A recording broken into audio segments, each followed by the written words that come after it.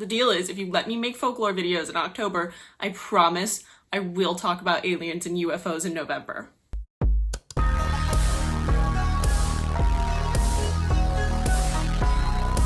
If you hear a little humming noise, that is my ceiling fan. The AC is off, but girl, I'm sweating, okay? Welcome to what I'm calling late stage urban legends. We go up in creativity with the birth of creepypasta, and then we fall to the iFunny urban legend. Are these all from iFunny? No.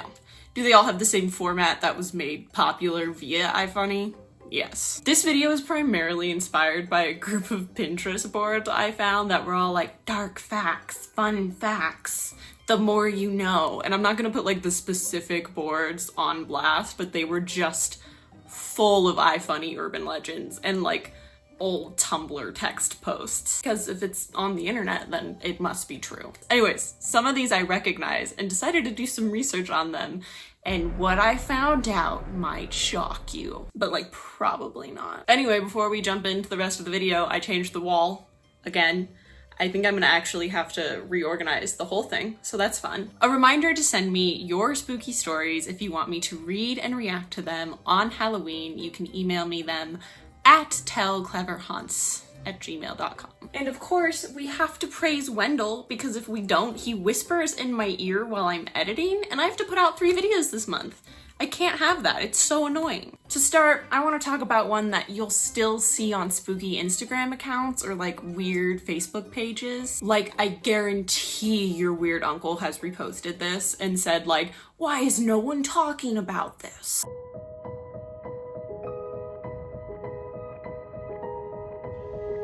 In the early 2000s, a man bought a ranch in Texas, and he noticed a scarecrow in the middle of his land. He went up to it and smelt something rotting. He took the clothes off the scarecrow and discovered it was a human skeleton. This is the photo he took before authorities arrived. First of all, if I was gonna rate this as a contemporary legend, immediately 0 out of 5 stars. Immediately no stars. Like, bitch, have you even heard of Lick Hand? This is nothing compared to that. In order to have a good contemporary legend, aka urban legend, there needs to be some sort of lesson or feeling that resonates. I use the Hookman as a good urban legend example all the time because everybody has heard of it. The lesson of don't do sexy sin in the forest. The feeling of fear and shame and maybe some guilt surrounding sex. Same with Lick Hand, that lesson that feeds on our fight or flight instincts. The way a lot of urban legends or even folklore or religion do. So this is actually a Halloween decoration made by an artist known as Marrow and posted on their blog, House of Marrow, on March 17th, 2012. And this piece is called Skeleton Country. And believe it or not, it's not made of human flesh and bone. It's actually mostly comprised of masking tape and newspaper. So now things are gonna take a turn for a minute, but I just need you to go on this journey with me. Because through my research and being on their blog, I actually found them making a final post saying goodbye to House of Marrow in 2019. Marrow explains they were originally inspired by the Pumpkin Rot blog and started making their own Halloween props in 2010 when they were 12. Making them only like 13 or 14 when they made this insanely cool scarecrow. In their last post, now 7 years later, they describe emailing with Rot of Pumpkin Rot about themes for this year's haunt. And then they traveled from New Zealand to America to experience the American Halloween they've been dreaming of with their hero, Rot. And I don't know why I feel like so personally connected to this story as an artist who likes creepy art. And I think what Rot does every year is really cool, and it is art. And I think everybody who's featured on Pumpkin Rot is a really cool artist. And I just feel like it's a really cool community that I've been missing out on because I didn't know it was out there, that really inspires me as an artist and a creator, and I think that's just really cool. And now I check Pumpkin Rot every day. Okay, so back to the topic at hand. Sorry for the Pumpkin Rot side tangent there. This urban legend, if anything, reminds me of many Halloween contemporary legends, such as the person who commits suicide and is mistaken for a Halloween decoration, or the serial killer who used human remains as Halloween decorations. To give it even more credit than it deserves, it reminds me of when you're like a kid at a haunted house or like a Halloween Horror Nights, and the whole time you're like, but what if it isn't fake? Like, what if that's the real chainsaw? Or what if that's a real murderer? Like, that kind of feeling. Again, giving it way more credit than it deserves, but it did make me think of that. As far as urban legends go, there is no lesson nor feeling that resonates with this story or a lot of these late stage urban legends. It could perhaps evoke that fear of like, they walk among us, like that sort of thing, but I think the next iFunny urban legend does that just a little bit better.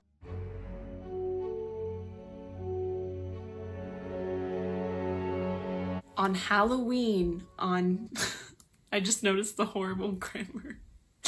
On Halloween, on 1962, there was a costume party.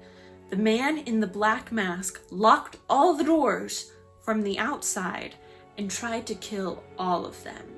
The man ended up killing only 7 people using a kitchen knife. He was never caught, but the mask was found in 1969.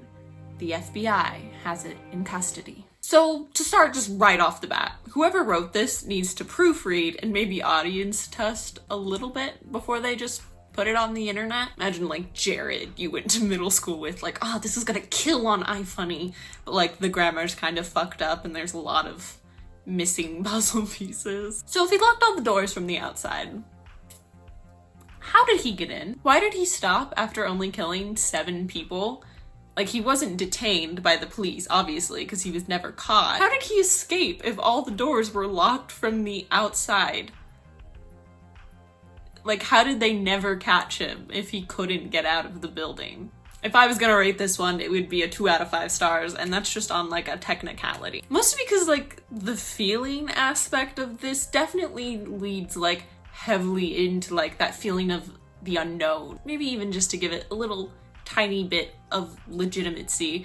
It's scarier to think like it was somebody that you would know, like at the Halloween party. Like, most crime isn't random. Most of the time you know the perpetrator. Maybe I'm thinking about this too hard, but like, it is scary to think like, I was at a party with a bunch of my friends and somebody I know murdered 7 people, but also they never caught him. So I am thinking about this too hard. I'm giving it way too much credit. It does get some bonus points though, and here's why. Welcome back to I'm not only a folklore geek, I'm a true crime geek. I have been since day one, I'm sorry. It reminds me most of like 2017 conversations about the East Area Rapist, aka the Golden State Killer, where it is thought he was photographed at the town hall meeting about the East Area Rapist in Sacramento, I think. Because during the town hall, this one dude stood up and was like, how could you just stand by while your wife is getting essayed and not do anything?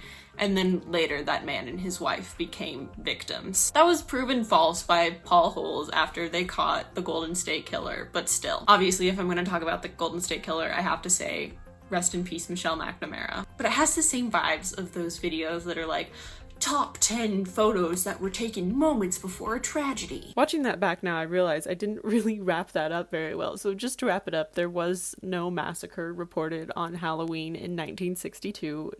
There was not 7 people murdered. It didn't happen. Best I can tell, that came from a Flickr or a Photo Bucket account. I can't remember which one, and it was uploaded in 2009, and it's no longer there. It was a few months uploaded into some kind of like BuzzFeed listicle article, whatever, and that is also no longer on the internet. So it's probably just a random photo someone found and put it on their Photo Bucket or Flickr, and everybody freaked out about it, and then someone eventually made up this iFunny urban legend. At the end of the day, this is just an old Halloween photo, and it's just as scary as all old Halloween photos. Before there was Spirit of Halloween, everybody made their own mask and their own costumes, and it was all very creepy. I'll put up more photos right now of old creepy Halloween. Anyways, this is not the best iFunny urban legend. I don't even know if I could find the best iFunny urban legend. I just noticed that I forgot to put the little wedge under my tripod that makes it seem like my entire apartment building isn't slanted. Sorry. Let's end on one that actually kind of has an ending. A little urban legend hope for this post-internet urban legend world. The bunny, yeah, I love the bunny. A man escapes from a crashed lunatic asylum transport and begins several months of terrorizing a small community in Virginia. He is eventually found, but throws himself in front of a train. Since his death, on the night leading up to Halloween, he is seen in the area dressed in a bunny suit. This may sound somewhat corny, but there may be some truth to this urban legend. Here's the thing about the bunny man. I'm only thinking of his ass, okay? Dr. Hair ass looking motherfucker. That is all I'm thinking about. It makes me want to play Pop Tropica again, but all the good islands are gone. No humor, not funny. Very sad. This one has legs, and by legs, I mean it's actually an urban legend, and it's my favorite kind, because it may even have a traceable origin. This urban legend comes from Clifton, Virginia in Fairfax County, and it's actually a really beautiful place, and if I was rich, I'd be there right now reporting live from the scene of the crime. And by that I mean the Bunnyman Bridge. So where did this urban legend come from? And is there any truth to the insane, crazed, mental patient child murderer? This urban legend can be traced back to around Halloween in 1970. I do need to say I got most of this information from like a specific article, or maybe you'd call it like a piece. I'll leave it in the description and you can read it if you want, because I am nowhere near covering the whole thing. On Sunday the 18th, an Air Force Academy cadet and his fiancée were sitting in their car around midnight when a man dressed in a white bunny suit with long bunny ears ran from the nearby bushes and shouted, "You're on private property and I have your tag number." He chose his words very carefully. The bunny man then threw a wooden hatchet through the car window and then skipped away into the woods. Neither of them were harmed. Bunnyman sighting 1. 2 weeks later, the Bunnyman was back. A man wearing a furry rabbit suit with 2 long ears appeared again on Guinea Road in Fairfax County Thursday night. Police reported, this time wielding an axe and chopping away at a roof support on a new house. Paul Phillips, a private security guard for the construction company, said he saw the rabbit standing on the front porch of a new but unoccupied house. "I started talking to him," Phillips said, "and that's when he started chopping. All you people trespass around here," the rabbit told him as he whacked 8 gashes into the pole. "If you don't get out of here, I'm going to bust you on the head." Phillips said he walked back to his car to get his handgun, but the rabbit, carrying the long-handed axe, ran off into the woods. Now, this whole article references a college paper, I believe, that was written on the Bunnyman. I didn't read it. I didn't have time. I did all the research I could. This is a 4 videos a month video, okay? In that paper, they interviewed a bunch of teenagers about the Bunnyman urban legend. The findings are very cool. Am I gonna show them in this video? No. However, a then 17-year-old girl described being parked out with some friends just days after hearing about the first Bunnyman encounter on the radio, when all of a sudden the Bunnyman runs out of the forest, throws a hatchet at the car, and runs away. Several minutes later, an old man appears from one of the nearby houses and tells them to get off the property. Further police investigation shows that only 3 bunny costumes were bought from the local bunny shop, and when they tracked them down, it was none of them. So the best conclusion to draw about the young bunny man is he was upset about all the recent development in the area. Evident by him saying, "This is private property, everybody loves to trespass around here." The author from this article states until the World War, that the area had been rural farmland that then grew very quickly into like subdivisions. Though I agree with this conclusion because it all fits with timing, the development of the land, what he was saying, I'm really sus of that old man in the 3rd story. The timing of the Bunnyman throwing the hatchet and running away and not saying anything. This would be the first time he didn't say anything. And then several minutes after the Bunnyman has disappeared, that guy comes out of his house and says, "Get off the property." And I am speculating wildly on that, but the whole thing just feels a little off to me. Obviously, to this day, we have no idea who the Bunny Man was. The Bunny Man was not escaped from the lunatic asylum. Again, really unfortunate choice of words. And he was not just killing people. He was a creep that very well could have killed people, and I just mean, he threw that hatchet into the car. He didn't know what he was gonna hit. Unless he's a professional hatchet thrower, that could have gone really wrong for him.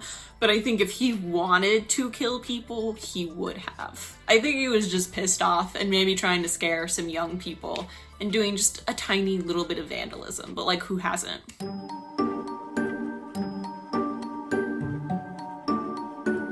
I think, if anything, what we've learned from iFunny urban legends is it's really only good if there's an established legend behind it. Taking random photos from the internet and making up a story behind them just doesn't breed the same effect, especially in this very short form version. There's a reason for urban/contemporary legend, and slapping text on a photo does not an urban legend make. And I'm not saying these are completely useless. I'm not saying nobody still thinks about these. I'm not saying that middle schoolers on their iPads at school right now aren't on urban legend iFunny being like, "Oh my god, that's crazy," because I'm sure that they are. But the best urban legends have a nugget of truth to them, even if it's buried under so many FOAF retellings. Also, I think anybody who made it to this part of the video owes me 25 cents, each and every one of you. iFunny is a shitty place to hang out, and I was all over it for this video. iFunny is the Mojo Dojo Casa House in the worst way possible. A reminder to send me your spooky stories if you want me to read them and react to them on Halloween. If you want more information about that or some ideas of what I'm looking for, it is one of the pinned reels on my Instagram. So you can go to my Instagram and you can also follow me on Instagram. This is only the second video I'm making for October. I'm just trying to have a little bit of fun on my channel for October. The next video comes out on Friday the 20th, and then the last video comes out on Tuesday the 31st on Halloween. I'm cleverhaunts, and my hair is stuck in my lip gloss. I'm cleverhaunts, and I guess that's it.